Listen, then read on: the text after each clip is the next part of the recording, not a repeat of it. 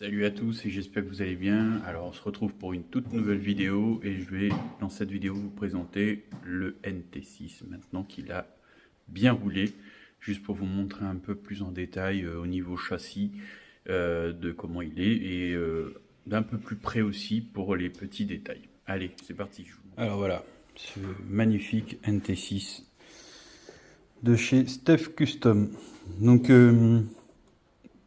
la batterie, on va commencer par là, tout simplement. Dans la benne, elle se positionne ici. Donc on a un rangement qui est assez profond. On peut mettre de très très grosses batteries dedans, ce qui est pratique lorsqu'on veut faire une grosse balade et pas changer souvent de batterie. Avec un petit clip qui se tourne. Voilà. Vous avez 4 vis dans le plateau pour le maintenir et 2 en dessous de la cabine. Et après, on peut retirer le plateau. D'ailleurs, c'est ce qu'on va faire en premier. Le plateau, on va le retirer. Tac. Voilà. Donc voilà. Et on a le câble qui passe ici pour la batterie qui se rebranche à l'intérieur. Donc au passage, on peut voir le travail qui a été fait, qui est vraiment magnifique. Rempli de détails.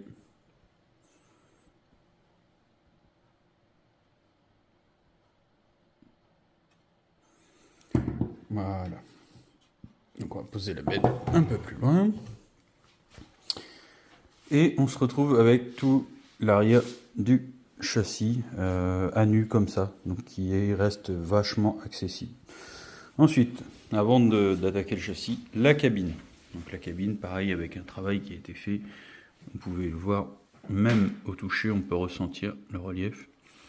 Donc la peinture a été faite sur du Lexan.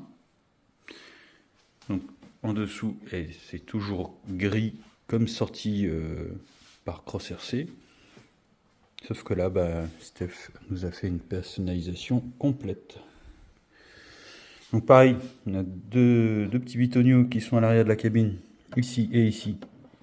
Donc on décale. Tac, voilà. Et à l'avant, c'est clipsé en dessous, ici et ici. Et après, la cabine, hop, elle peut se retirer très facilement. Donc là, c'est pareil, on a un travail qui a été fait sur cette cabine. Voilà, je vous laisse apprécier. Donc là, le seul petit truc que j'ai fait en plus, c'est d'enlever la vitre de ce côté-ci pour accéder à l'intérieur beaucoup plus facilement. Parce qu'on va essayer de décorer un petit peu l'intérieur aussi. Voilà, pareil sur le toit.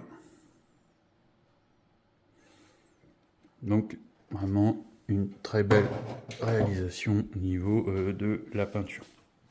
Au niveau du châssis, donc voilà comment ça se présente. Donc on a toute la partie électronique qui est avant, on a son récepteur qui est là, on a l'ESC qui est ici, notre moteur. Alors, on a un gros moteur dessus de chez Cross RC. De ce qu'on m'avait dit, c'est le même qui équipe les BC8. Voilà, donc là vous avez toute la boîte.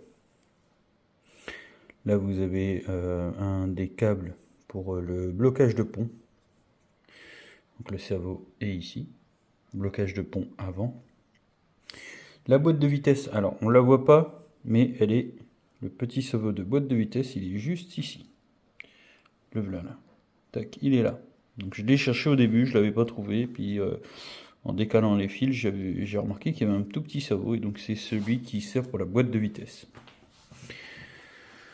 Ensuite, le moteur, on a une petite boîte de transfert ici, et on a le cardan du pont arrière, et le cardan du pont central. Oui, parce que chaque pont a sa transmission. Donc là, vous pouvez voir, celle-là, elle passe ici. Il y a un petit boîtier qui est au-dessus du pont. Et ensuite, qui va jusqu'au pont arrière. Et le pont central, lui, sa transmission, elle est là. Et elle vient s'emboîter juste en dessous. Voilà, on voit un peu mieux. À l'arrière, on a le cerveau pour bloquer et débloquer les ponts central et arrière. Par contre, ils sont pas indépendants au niveau blocage. Donc quand on en bloque un, on bloque automatiquement les deux. Ce qui serait bien, c'est qu'à l'avenir, on arrive à avoir un blocage pour chacun. Ce serait top. Le pare-choc arrière avec les lumières. Pareil, un travail qui a été fait dessus. On a un petit attache remorque qui a été posé. Donc voilà, tous les passages de roue.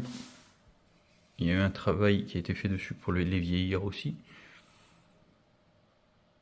Voilà. Bon, on a un peu de boue, un peu de saleté, mais c'est normal. Comme je l'ai dit, j'ai fait quelques sorties avec pour avoir un premier retour sur le véhicule qui puisse vraiment être parlant. Hop. De ce côté-ci, on a un bac, il est vide. Donc ça peut laisser imaginer qu'on puisse mettre un cerveau pour faire autre chose. Pourquoi pas même un cerveau-treuil qui pourrait être installé dans cette zone-là. Hop. Allez, on va le retourner, on va aller voir dessus. Pour le dessous du véhicule, donc voilà. On a les ponts arrière. Les jantes, pareil, les jantes, on n'en a pas parlé, mais elles sont maintenant en métal avec un effet vieilli. Très sale. D'où l'intérêt pour moi là de ne pas les nettoyer, de les laisser comme ça. Là, en plus, j'ai fait en impression 3D des petits caches pour mettre. Là, celui-là, il n'a pas été remonté, il va falloir que je le fasse.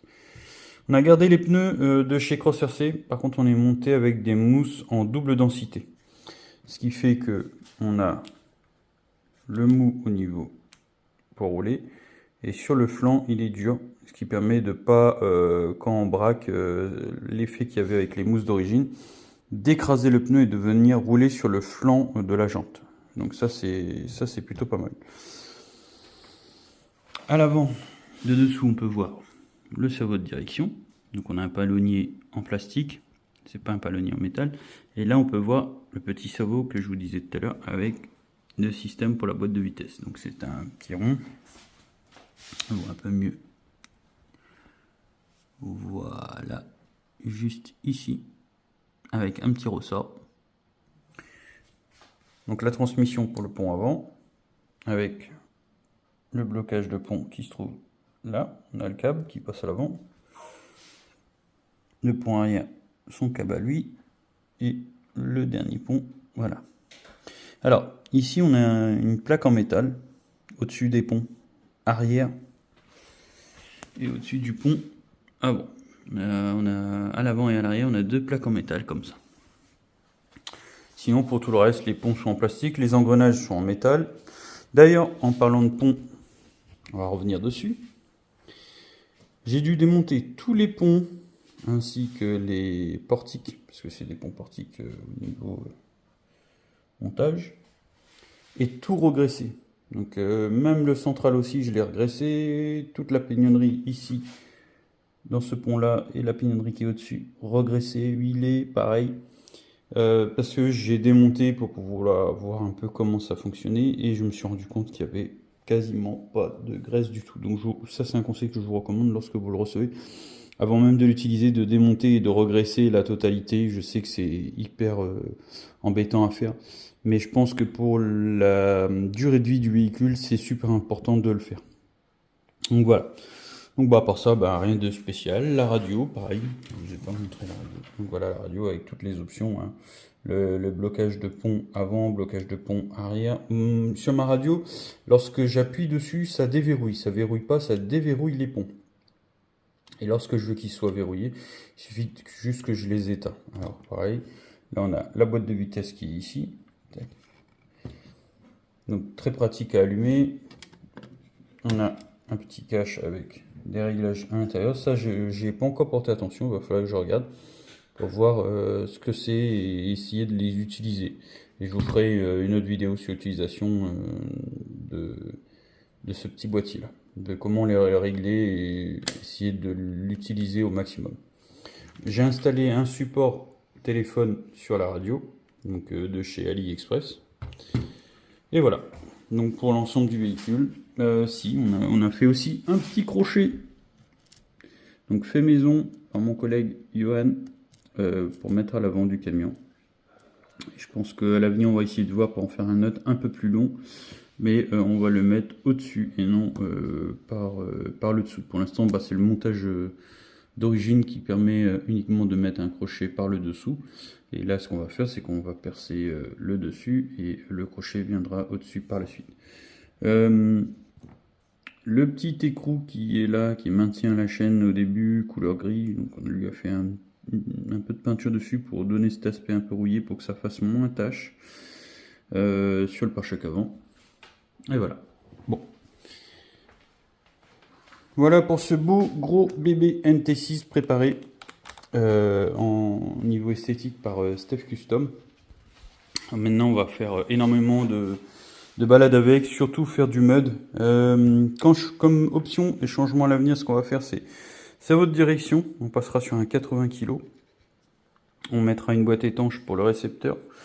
Et peut-être, je dis bien peut-être, soit on passera avec je pense plutôt c'est ce qu'on fera, avec un 1080 réglable. Et on va essayer de garder le moteur d'origine, puisqu'il est très costaud de ce qu'on m'a expliqué pour le véhicule. Donc ça vaudra peut-être pas le coup de le changer, plutôt passer avec un 1080, une carte de programmation, et puis ça va le faire. Voilà. Bon, si la vidéo vous a plu, le pouce bleu, sinon la descente du crawler, et à très bientôt pour d'autres vidéos.